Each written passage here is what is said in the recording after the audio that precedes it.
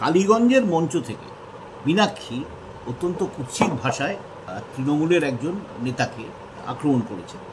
এটা নিয়ে আপনাদের দলের মধ্যে থেকে নিন্দা এবং সমর্থন দুটোই দেখা গেছে। আপনি কোন পক্ষে? আপনি নিন্দা করেন না সমর্থন? আমি এতক্ষণ অপেক্ষা করছিলাম যে আপনি কেন এখনো পর্যন্ত প্রশ্ন করলেন না। দেখুন, আমি একজন মাঠে ময়দানের রাজনৈতিক কর্মী। আচ্ছা, আপনি যতই আমার পদের মানে বিজ্ঞাপন করেন, এটা তো ঘটনা, আপনি ওই পদে আছেন তো। আমি সেটা বলছি না, সেটা তো বটেই। তো আমি যেটা বলতে চাইছি, মাঠে ময়দানের খেটে খাওয়া মানুষের শ্রমিক আন্দোলনের একজন কর্মী হিসাবে নিজেকে গড়ে তোলার চেষ্টা করছি। আমার কাছে এজেন্ডা এইটা নয় যে বক্তৃতা মঞ্চে কে কি বক্তৃতা করবে। আমার কাছে বরং এইটা এজেন্ডা যে আগামী 9 তারিখের ধর্মঘট আছে, শ্রমিকদের অধিকার কেড়ে নেওয়া হচ্ছে, লেবার কোডের মধ্য দিয়ে তাদেরকে কৃতদাস বানানো হচ্ছে, জিনিসের দাম আকাশ ছোঁয়া, সেন্ট্রাল গভর্নমেন্ট ঠিক করেছে, আর রাজ্য সরকার মমতা বন্দ্যোপাধ্যায় সরকার নীরবে তাকে সমর্থন করেছে যে রেশন ব্যবস্থাকে তুলে দিয়ে ডাইরেক্ট ক্যাশ ট্রান্সফার করে রেশন সিস্টেমটাকে তুলে দেওয়া। প্রলোভন দেখিয়ে এই সিস্টেম আনা হচ্ছে। ভবিষ্যতে আর যদি রেশনে চাল, গম, কেরোসিন, চিনি, ডাল এগুলো দেওয়ার বদলে যদি এখন ডাইরেক্ট ক্যাশ ট্রান্সফার হয়, তো সেইটা হলে যে টাকায় আজকে রেশনে মানুষ খাদ্য সামগ্রী পাচ্ছে, কালকে বাজারের যখন জিনিসের দাম বাড়বে খোলা বাজারে, সেই ডাইরেক্ট ক্যাশ থেকে তো তার নাও হতে পারে। গোটা রেশন ব্যবস্থাটা তো উঠে যাচ্ছে। এজেন্ডা আমার কাছে এইগুলো, শ্রমিক, খেটে খাওয়া শ্রমজীবী মানুষের। এবং আপনাদেরকেও অনুরোধ করব যে সংবাদ মাধ্যম মানে গণতান্ত্রিক ব্যবস্থার তো 4th পিলার বলে ডিমান্ড করেন, আপনারা ইস্যু এইগুলোকে করুন, ক্যাম্পেন এইগুলো। আপনি কিন্তু মানে গোটা মঞ্চতে, গোটা বক্তৃতাতে তৃণমূলের সন্ত্রাস, গণতন্ত্রের উপর আক্রমণ, মানুষের রুটি রুজি। এই যে ধরুন আমাদের পশ্চিমবাংলা থেকে গ্রামগুলো থেকে আপনি যদি তাকিয়ে দেখেন, শহরেও হয়েছে, জোয়ান ছেলেরা, এখন তো মেয়েরাও শুরু হয়েছে, বাইরের রাজ্যে পরিযায়ী শ্রমিকের কাজ করতে যাচ্ছে পশ্চিমবাংলা থেকে, যা পশ্চিমবাংলায় আমাদের ছেলেবেলায় ছিল না। যাচ্ছে কাজ করতে রোজগারের জন্য, অনেকেই ফিরছে লাশ হয়ে। তো মীনাক্ষী তো ওই মিটিংয়ে সেটাও বলেছে। তাহলে এটা আমার কাছে এজেন্ডা নয়, আপনাদের কাছে এজেন্ডা। ঠিক আছে, এটা আমার কাছে কোনো এজেন্ডাই না। আপনি কার্যত প্রশ্নটাকে এড়িয়ে যাচ্ছেন। রাজনীতিতে ইদানিং এটা তাহলে বলুন যে রাজনীতিতে ইদানিং কুকথা যেন একটা রেওয়াজ হয়ে গেছে, এটাকে আপনি কি কি বলবেন? এটাকে আপনি সমর্থন করবেন না?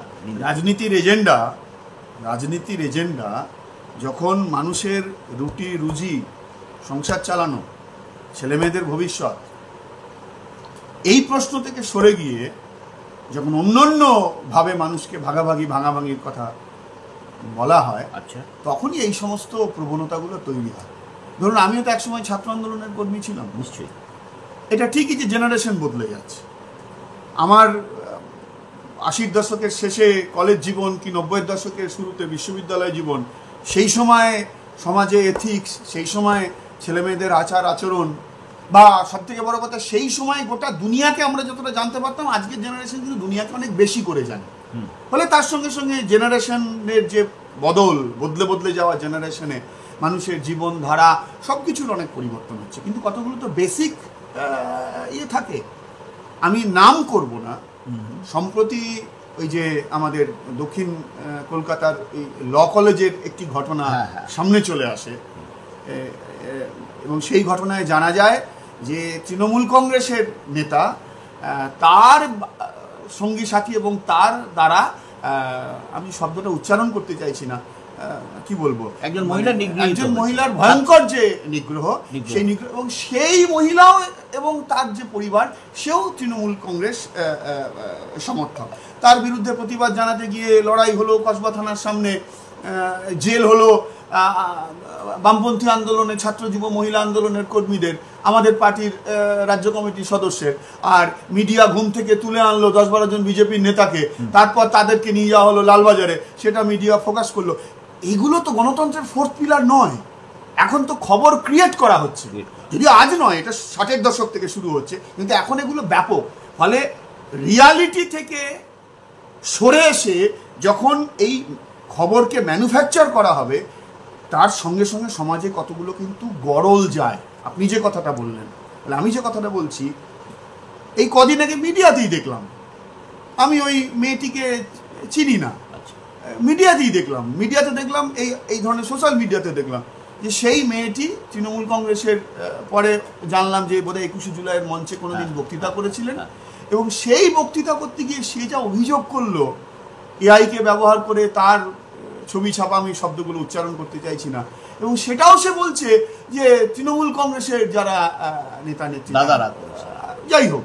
এবং আপনি যদি সারা দেশের দিকে তাকিয়ে দেখুন, সেই উন্নাও তো আসিফা নাকি, না আমি ভুলে যাচ্ছি, তো উন্নাও না অন্য কোথাও আমি ঠিক মনে করতে পারছি না, বিজেপির যে নেতা মহিলার উপর তাকে অত্যাচার করলো,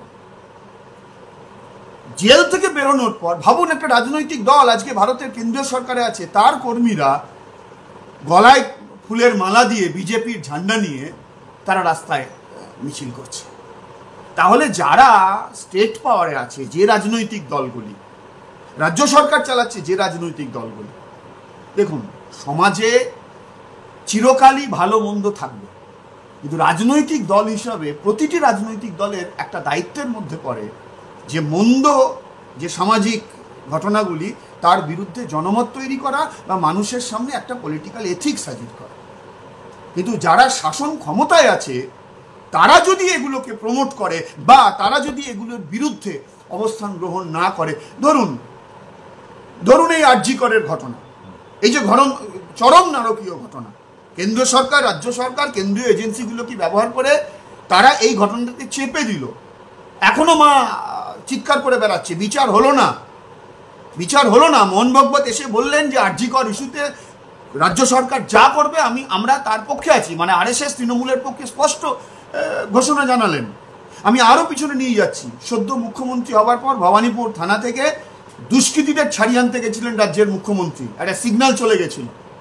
দেখুন এই ধরনের শ্রেণীবিভক্ত সমাজে, যেখানে সকলের কাছে জীবন ধারণের জন্য উপাদানগুলো অধিকার নয় সুযোগে পরিণত হয়, সেই সমাজে সমাজ বিরোধীরা বা স্বার্থান্বেষীরা সবসময় শাসক দলের কাছাকাছি থাকার চেষ্টা করবে। কিন্তু পশ্চিমবাংলায় 11 সালের পর থেকে সেই সমাজ বিরোধীরা, সেই লুম্পেনরা, সেই লুটেরারা, সেই আরএসএসের যে কি বলবো পুরুষতান্ত্রিক ধারায় যারা বিশ্বাস করে, যে নারীকে তারা ভোগ্যপণ্য ভাবে, পার্ক স্ট্রিটের ঘটনা আমাদের মনে আছে, এরা আজকে এই রাজনৈতিক সিস্টেমের মধ্যে এরা আজকে পার্টির নেতা হয়ে গেছে। বক্তব্য ভুলে গেলে কি করে হবে? এরা আজকে পার্টির নেতা হয়ে গেছে, ভুলে গেলে কি করে হবে? এই বীরভূমের, আমি ভদ্রলোকের নাম নিই না, তৃণমূল কংগ্রেসের সভাপতি ছিলেন, কিন্তু খোলা ময়দানে চলে এসছেন যে শাসক দলের নেতা, শাসক দলের সরকারের যে পুলিশ, তার সম্পর্কে কি মন্তব্য করছেন, তার মা, তার পরিবারের লোকদের সম্পর্কে কি মন্তব্য করছে।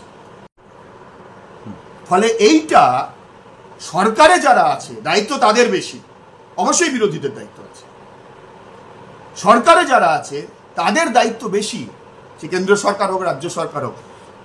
মানুষের অভিজ্ঞতা তো এইটা, এবং সমাজ বিরোধীরা, দুষ্কৃতীরা তারা কিন্তু বুঝে গেছে।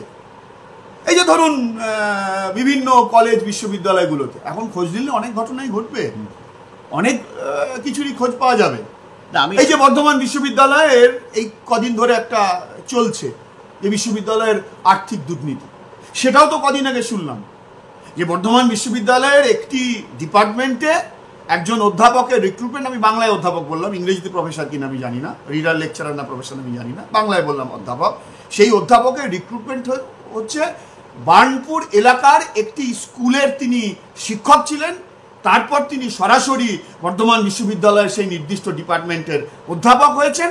এবং এটাও শোনা যাচ্ছে, তদন্ত করে দেখা দরকার, এটাও শোনা যাচ্ছে স্কুল থেকে সরাসরি বিশ্ববিদ্যালয়ে আসা যায় না, হয় তার ভালো প্রচুর রেজাল্ট থাকতে হবে, বিশ্ববিদ্যালয়ের ছাত্র সরাসরি হয়, আর তা নইলে পরে তাকে তার এক্সপিরিয়েন্স।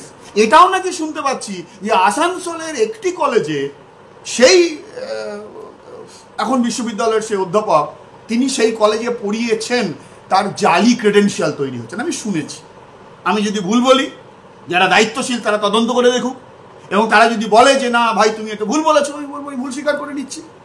তাহলে এইটা যখন হবে দুর্নীতি, দুষ্কৃতিরাজ, সেইটা যখন সরকারি পৃষ্ঠপোষকতায় এটা পাবে, এরা যখন দুষ্কৃতীরা, লুম্পেনরা যখন রাজনৈতিক দলের মাথা হয়ে যাবে, এই কথা তো আমরা বলিনি যে 75-25 ভাগ, তৃণমূল কংগ্রেসের একজন প্রাক্তন না বর্তমান আমি জানি না সাংসদ, তিনি একটা বক্তৃতাতে বলেছেন। তাহলে এইগুলো যখন হবে, যখন দুর্নীতিরাজ এবং দুষ্কৃতিরাজ সে যখন পৃষ্ঠপোষকতা পাবে, তারা যখন সরকার চালাবে, তারা যখন রাজনৈতিক দলের মাথা হবে, তখন রাজনীতির ভাষা আপনি কি সুকান্ত রাজনীতির ভাষা পাবেন, না রবীন্দ্রনাথের পাবেন, না নজরুলের পাবেন? তারা তো দুষ্কৃতীদের ভাষা পাবেন। এবং এইটাও আমাদের কাছে একটা চ্যালেঞ্জ যে বামপন্থীদের, যে রাজনীতিতে, সমাজে, সংস্কৃতিতে রুচি ফেরানোর লড়াইটাও আমাদের কাছে গুরুত্বপূর্ণ। আমরা চেষ্টা করছি, তাই সেটাও একটা লড়াই আজকে।